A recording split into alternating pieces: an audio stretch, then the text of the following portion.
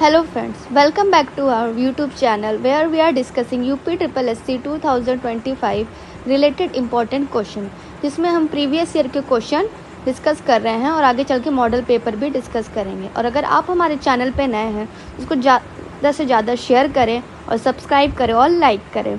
Already मैंने बहुत सारे वीडियोज़ इसके अपलोड कर रखे हैं और उसका अलग से एक प्लेलिस्ट भी बना के रखा है।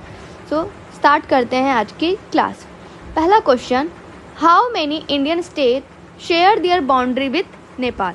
कितने भारतीय राज्य नेपाल से सीमा साझा करते हैं? सो करेक्ट आंसर इज 5।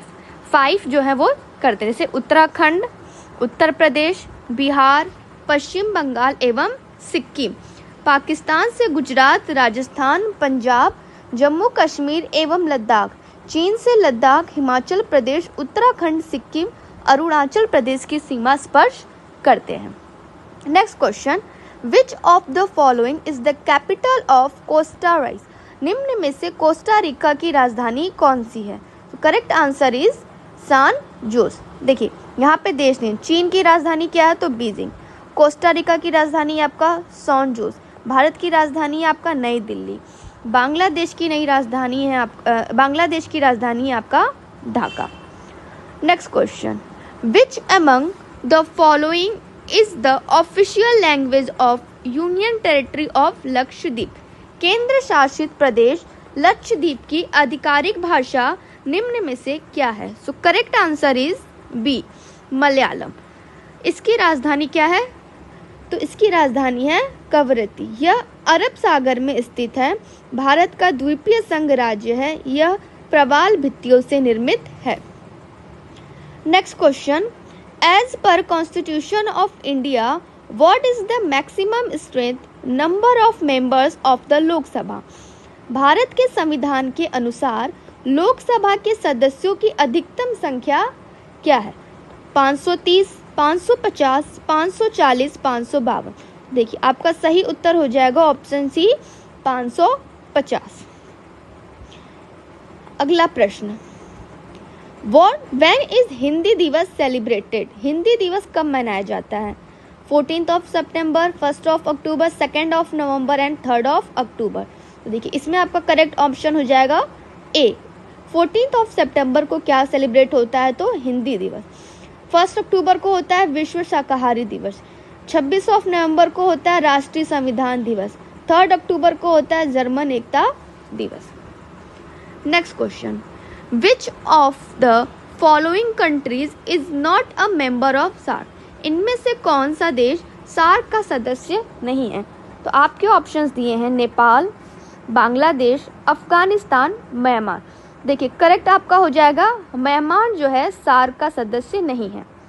ठीक है, अब देखिए इंपॉर्टेंट पॉइंट्स क्या है कि इसकी स्थापना कब हुई? तो 8 दिसंबर 1985 को ढाका में इसकी स्थापना की।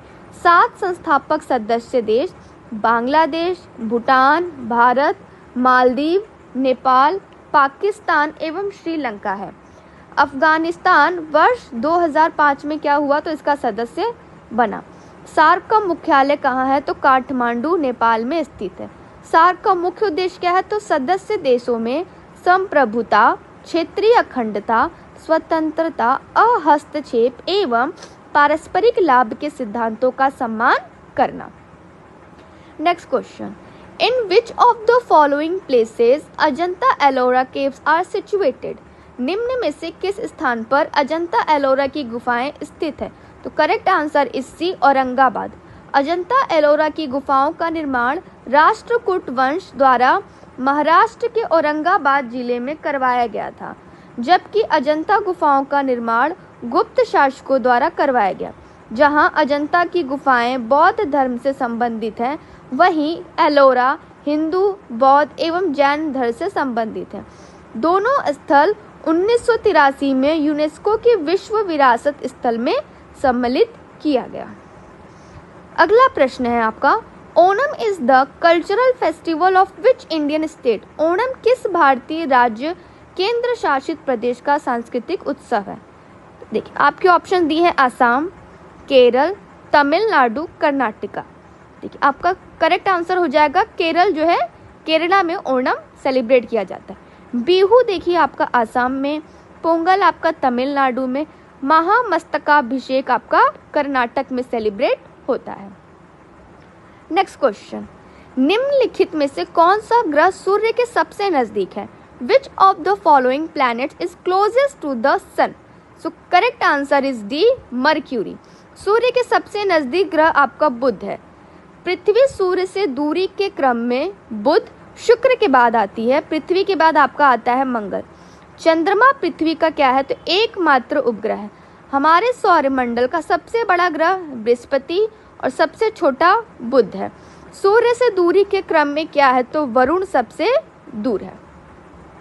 नेक्स्ट क्वेश्चन,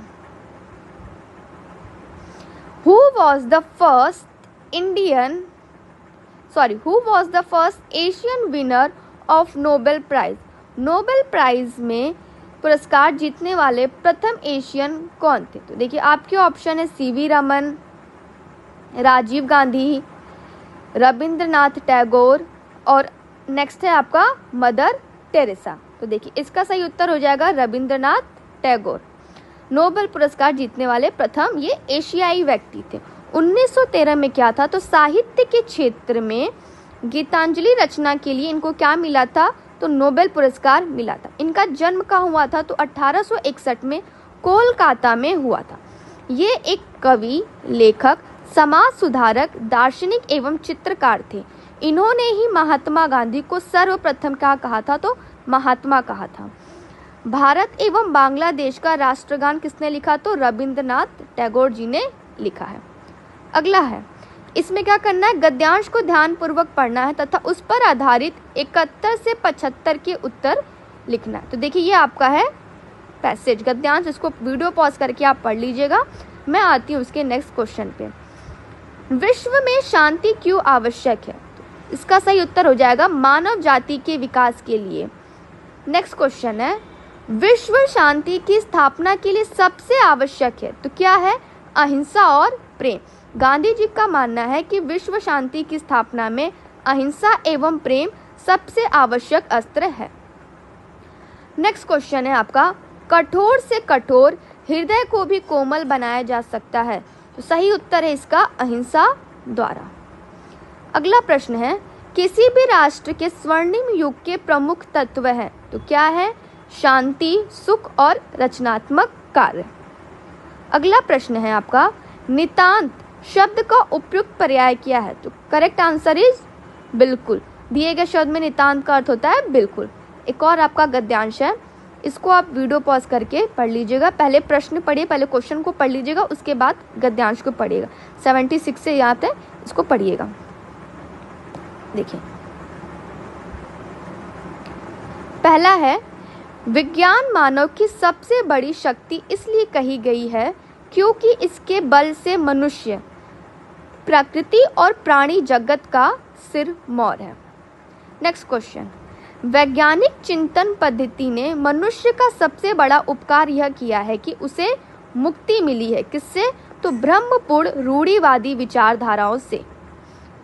नेक्स्ट क्वेश्चन है, विश्व के परिवार रथ लगने का प्रमुख कारण है। Correct answer is option A, यातायात एवं संचार साधनों का विकास।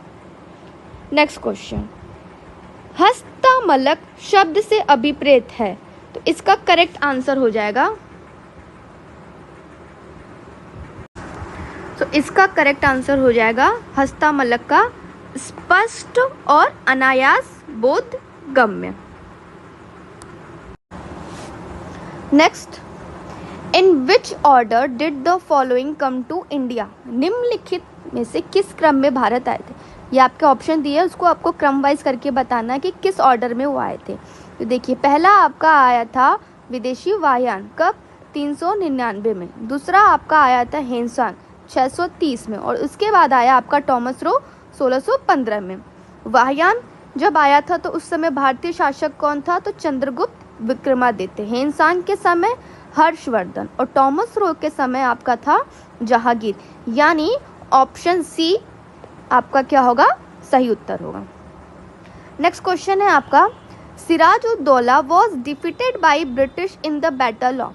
सिराजुद्दौला किस युद्ध में अंग्रेजों से पराजित हुआ था? तो आपका करेक्ट आंसर हो जाएगा ऑप्शन बी, प्लासी के युद्ध में क्या हुआ था, वो तो पराजित हुआ था। प्लासी का युद्ध कब हुआ था, तो 1757 में सिराजुद्दौला एवं अंग्रेज के बीच में। दूसरा, बक्सर का युद्ध कब हुआ था, तो 1764 में मीर कासिम, शुजाउद्दौला, शाह आलम द्वितीय व त्रिगुट और अंग्रेज। ये इंपॉर्टेंट है, ये कई बार एग्जाम में पूछ चुका है। सेकंड आपका वॉन्डी वॉश, यह कब हुआ था, तो 1760 में फ्रांसीसी एवं अंग्रेजी सेना के मध्य। इन तीनों में कौन था, इन तीनों में विजेता था आपका अंग्रेज। नेक्स्ट है, who among the following was the great protagonist of the doctrine of lapse. इनमें से कौन हड़प नीति का कट्टर समर्थक था। तो आपका सही उत्तर देखिए, Lord Wellesley, Lord Dalhousie, Lord Minto, Lord Hastings. तो करेक्ट आपका हो जाएगा लॉर्ड डलहौजी। इसका कार्यकाल कब से कब तक था, तो 1848 से 1856 तक था। डलहौजी ने भारतीय राज्यों को ब्रिटिश क्षेत्र में सम्मिलित करने के लिए राज्य हड़प नीति अपनाई थी, जिसके तहत उसने सतारा, जैतपुर, संबलपुर, बगाट, उदयपुर, झांसी, नागपुर एवं अवध का विलय किया। ये इंपॉर्टेंट है, ठीक है, इसको भी आप लर्न कर लीजिएगा या कहीं पे नोट कर लीजिएगा। डलहौजी के समय ही प्रथम रेल मुंबई से ठाणे के लिए कब, तो 1853 में ये चलाई गई थी। मोस्ट रिपीटेड क्वेश्चन, ये कई बार एग्जाम में पूछ चुका है कि किसके समय में, कब और कहाँ से कहाँ प्रथम रेलगाड़ी चली थी। तो इसको भी आप नोट कर लेना। नेक्स्ट क्वेश्चन है, in Indian history who was Dhanvantari. भारतीय इतिहास में धनवंतरी कौन थे। तो इसका सही उत्तर हो जाएगा B, a noted physician who adorn the court of Chandragupta Vikramaditya. Chandragupta Vikramaditya की सभा को सुशोभित करने वाले ये क्या थे, तो प्रसिद्ध चिकित्सक थे। देखिए अन्य जो उनके शासनकाल के समय में थे, शंकु, बेताल भट्ट, घटकरपर, वररुचि, अमर सिंह, वराहमिहिर एवं कालिदास। अगला है आपका, Indica which is an account of Maurya Indian was authored by. मौर्यकालीन भारत के विवरण वाली इंडिका के लेखक थे। का सही उत्तर है मेगास्थनीज। मेगास्थनीज की जो रचना थी, इंडिका, फाहियान, फोकुकू, हेनसांग, सियुकी। हेनसांग ये इंपॉर्टेंट है, कई बार एग्जाम में पूछ चुका है कि हेनसांग ने किसकी रचना की थी, तो उन्होंने सियुकी की थी। मेगास्थनीज वाला तो इंपॉर्टेंट है, ये भी इंपॉर्टेंट है। इंडिका, हेनसांग वाला भी इंपॉर्टेंट है। Next question, the Simon commission first visited India in the year. Simon commission किस वर्ष भारत में प्रथम बार आया था। तो आपका करेक्ट आंसर हो जाएगा 1928 में ये क्या था, तो भारत में पहली बार आया था। नेक्स्ट क्वेश्चन है, in which session the Indian National Congress pass the historic Purna Swaraj complete independence resolution. भारतीय राष्ट्रीय कांग्रेस द्वारा किस अधिवेशन में ऐतिहासिक पूर्ण स्वराज यानी पूर्ण स्वतंत्रता का प्रस्ताव पारित किया गया। तो इसका सही उत्तर हो जाएगा लाहौर में किया गया था। यहाँ पे कुछ इंपॉर्टेंट है, देखिए बम्बई में कब हुआ था, तो 1885 में कांग्रेस की स्थापना। लखनऊ अंबिका चरण द्वारा इसका किया गया था 1916 में। ये इंपॉर्टेंट है, 1916 में ही गरम दल एवं नरम दल तथा कांग्रेस एवं मुस्लिम लीग के मध्य समझौता हुआ था। कई बार पूछ चुका है, ईयर कई बार पूछा है, ईयर पूछा और आपसे प्लेस पूछा है कहाँ पे। कभी कभी पूछता है कि उस टाइम किसने इसकी अध्यक्षता की थी। लाहौर 1929 में कब, तो पूर्ण स्वराज का क्या था, तो प्रस्ताव। ये भी इंपॉर्टेंट है, गरम दल एवं नरम दल के बीच में जो समझौता हुआ था और पूर्ण स्वराज का प्रस्ताव, ये दोनों इंपॉर्टेंट है, ईयर भी और जगह भी। नेक्स्ट है आपका मैच द फॉलोइंग। इसमें क्या करना है, आपको मैच करना है कि Indian national army, Ghadar party and Mitra Mela and home rule league. तो इसका करेक्ट आंसर आपका हो जाएगा बी। देखिए इंडियन नेशनल आर्मी, इसकी स्थापना कब हुई थी, तो 1943 में। संस्थापक कौन थे इसके, रास बिहारी बोस एवं सुभाष चंद्र बोस। दूसरा है आपका गदर पार्टी, इसकी स्थापना कब हुई थी, तो 1913 में। लाला हरदयाल एवं सोहन सिंह भाकना। नेक्स्ट है आपका मित्र मेला, इसकी स्थापना कब हुई थी, तो 1899 में। विनायक दामोदर सावरकर। नेक्स्ट है आपका होम रूल लीग, इसकी स्थापना कब हुई, तो 1916 में एनी बेसेंट द्वारा। बाल गंगाधर तिलक ने अप्रैल 1916 में होम रूल लीग की स्थापना की, जबकि एनी बेसेंट ने सितंबर 1916 में इसकी स्थापना की थी। Next question, who among the following oppose Mahatma Gandhi association with the Khilafat movement? निम्न में से किसने महात्मा गांधी के खिलाफत आंदोलन से जुड़ने का विरोध किया? तो correct answer is C, Mohammad Ali Jinnah. Mohammad Ali Jinnah जो थे महात्मा गांधी के खिलाफत आंदोलन से जुड़ने का इन्होंने विरोध किया। खिलाफत आंदोलन 1920-21 में मोहम्मद अली एवं शौकत अली के नेतृत्व में हुआ था। ये भी इम्पोर्टेंट है कि किसके नेतृत्व में हुआ था। इस आंदोलन के प्रारंभ होने का मुख्य कारण तुर्की के जो खलीफा के पद को क्या करना था, समाप्त करना था। अखिल भारतीय खिलाफत कमेटी की अध्यक्षता महात्मा गांधी ने की। नेक्स्ट क्वेश्चन है आपका, Which of the following revolutionary groups was involved in Kakori conspiracy case? इनमें से कौन सा क्रांतिकारी संगठन काकोरी षड्यंत्र केस में शामिल था? तो आपका सही उत्तर हो जाएगा हिंदुस्तान रिपब्लिकन एसोसिएशन। इसमें क्या हुआ था कि अगस्त 1925 को पैसा इकट्ठा करने के उद्देश्य से लखनऊ के पास काकोरी नामक स्थान पर 8 डाउन मालगाड़ी को रोककर क्या किया गया, तो सरकारी खजाना लूटा गया। इसमें कौन कौन थे ये आपका इम्पोर्टेंट है, राम प्रसाद बिस्मिल, राजेंद्र लाहिड़ी, रोशन सिंह एवं अशफाक उल्ला खां। इसको आप नोट कर लीजिएगा, ये इम्पोर्टेंट है, कई बार एग्जाम में पूछ चुका है कि कौन कौन उसमें शामिल थे। 1927 में फांसी और सचिंद्र सन्याल को आजीवन कारावास की सजा दी गई थी। अब ये देखिए यहाँ पे कुछ इम्पोर्टेंट आपके संगठन हैं, जैसे गदर पार्टी, इसकी स्थापना कब हुई, तो 1913 में लाला हरदयाल एवं सोहन सिंह भाकना द्वारा। अनुशीलन समिति, इसकी स्थापना 1907 में किसके द्वारा, तो वारिंद्र घोष एवं भूपेंद्र नाथ दत्त द्वारा।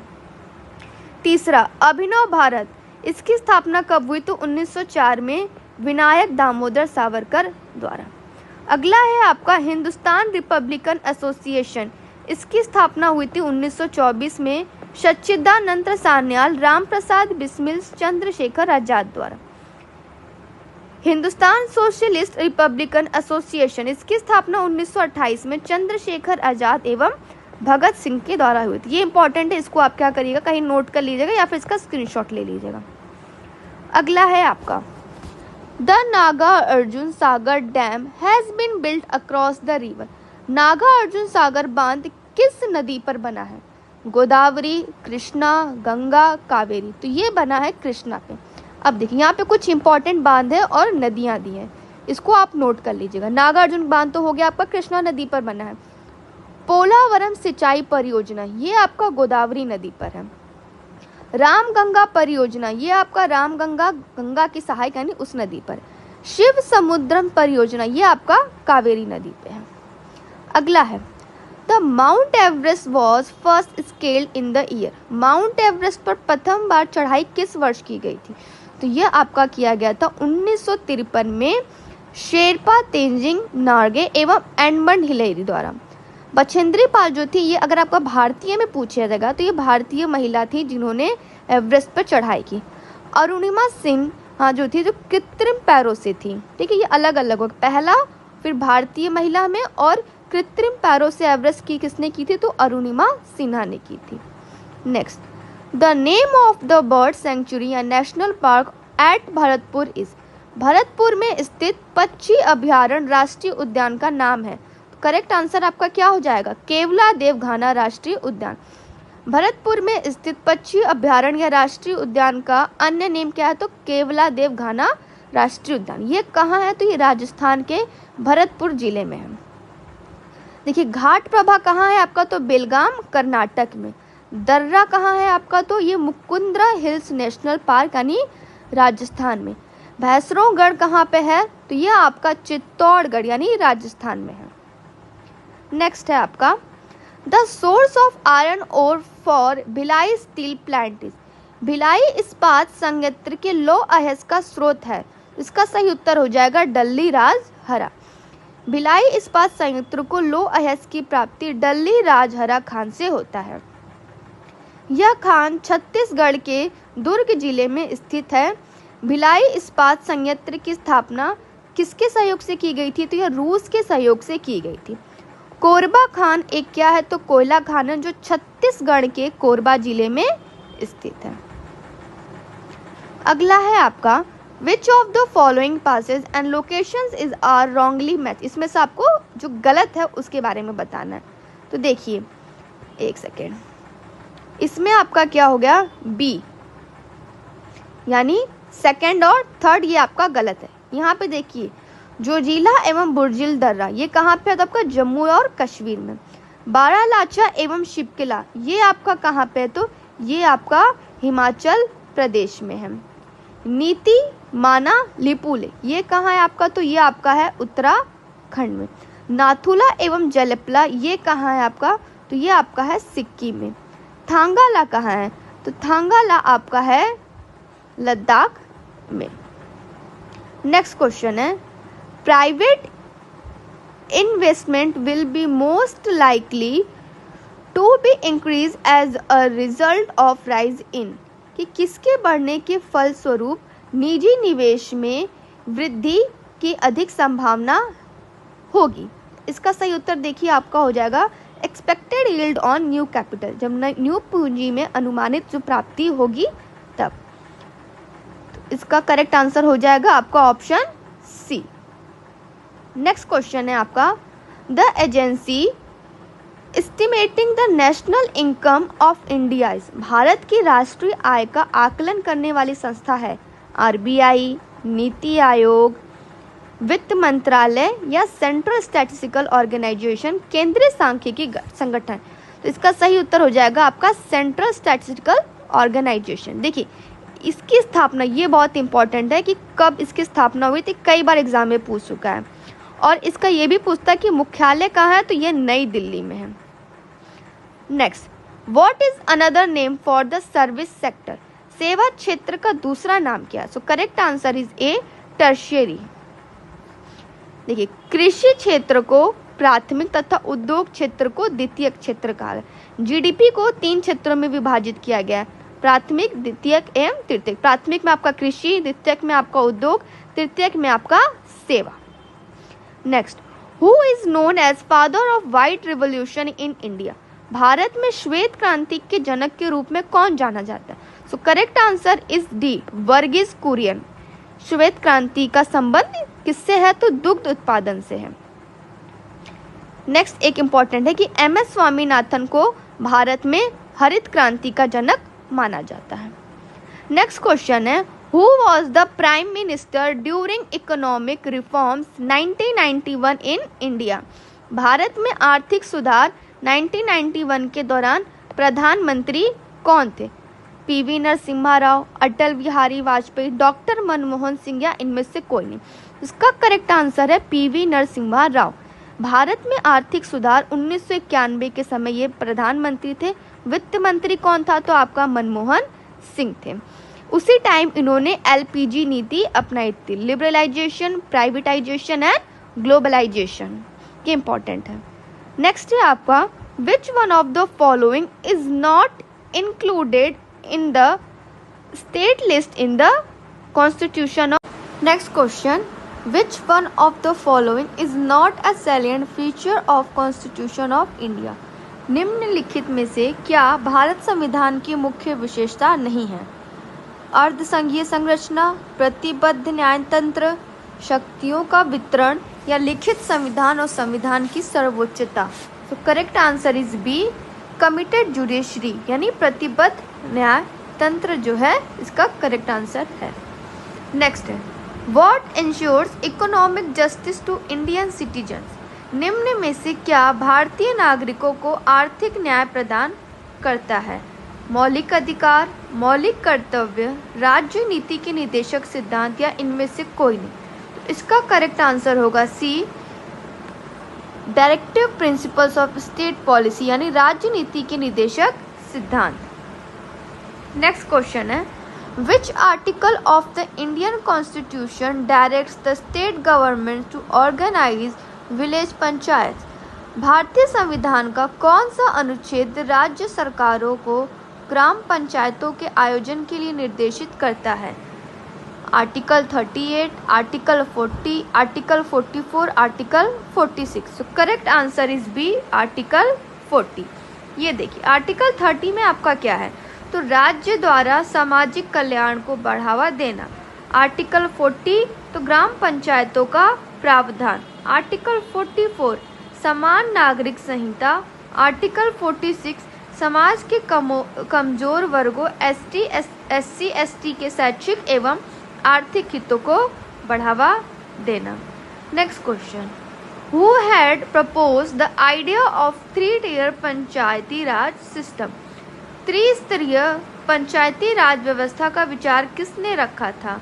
Balwant Rai Mehta committee, Ashok Mehta committee, royal commission या none of these? Correct answer is Balwant Rai Mehta committee. Bharat में देखिए प्रतिवर्ष 24 अप्रैल को पंचायती राज दिवस मनाया जाता है। ये इंपॉर्टेंट क्वेश्चन है। 24 अप्रैल 1992 को ही 73वां संविधान संशोधन लागू हुआ। बलवंत राय मेहता समिति 1957 की संस्तुति पर त्रिस्तरीय पंचायती राज व्यवस्था लागू की गई। अशोक मेहता समिति 1977 ने द्विस्तरीय पर पंचायती राज की संस्तुति की थी। नेक्स्ट क्वेश्चन है आपका, current flows in a circuit when? बिजली का प्रवाह सर्किट में कब होता है? When a switch is open, a switch is close,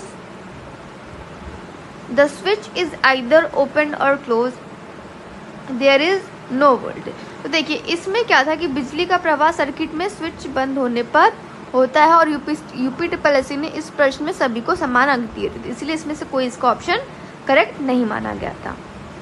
what is the SI unit of resistance?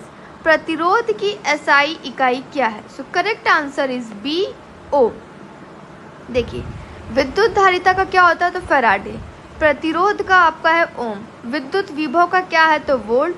विद्युत धारा का क्या है, तो ampere. Next question, sour taste of lemon is due to the presence of which of the following? नींबू का खट्टा स्वाद इनमें से किसकी उपस्थिति के कारण होता है? Citric acid, acetic acid, oxalic acid और फॉर्मिक एसिड। तो इसका सही उत्तर होगा सिट्रिक एसिड। ये देखिए नींबू में क्या पाया जाता है, तो सिट्रिक एसिड। सिरका में एसिटिक एसिड, टमाटर में ऑक्जेलिक और चींटी के डंक में आपका फॉर्मिक अम्ल। नेक्स्ट क्वेश्चन है, कर्कट जनक रसायन से होता है हृदय रोग, मधुमेह, कैंसर, दमा या अस्थमा? तो ये होता है आपका cancer. Name the upper layer of the skin. त्वचा की ऊपरी सतह क्या कहलाती है? Endodermic, epidermic, dermic, special dermic. तो देखिए इसका करेक्ट आंसर होगा बी, अधिचर्म यानी एपिडर्मिक। अब देखिए ये मैथ का क्वेश्चन है। If under root in bracket 1 + 27/169 equal to in bracket 1 + x/13 then the value of x। इसमें क्या करना है, आपको x का मान निकालना है। तो देखिए 169 में जब आप 1 को मल्टीप्लाई करके 27 को ऐड करोगे तो आपका आया √196/169। अब 196 का आप स्क्वायर रूट करोगे तो 14 आएगा और 169 का करोगे तो 13 आएगा।